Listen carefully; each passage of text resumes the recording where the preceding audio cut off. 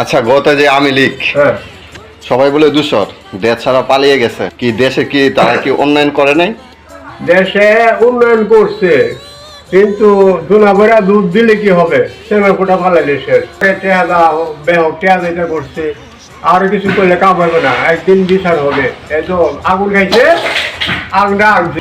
যখন আওয়ামী লীগ বিএনপি ক্ষমতা থাকে না, তারা যারা বড় বড় নেত্রী হ্যাঁ। এবং খালেদা জিয়া, তারা দেশের জন্য ভালো কাজ করে থাকে।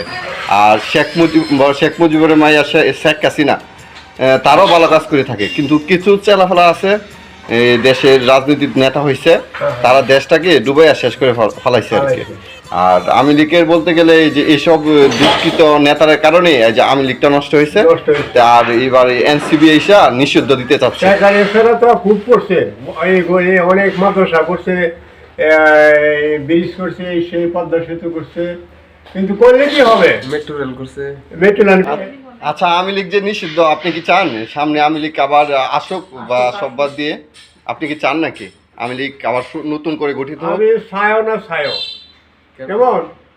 আসলে ওই পালিয়ে যাওয়ার কারণে তো এবার শিক্ষা হয়েছে, যারা যারা আপনার অপরাধ করছে তাদেরকে জেলে ভর্তি করাইছে, মানে জেলখানায় ভিতরে আছে।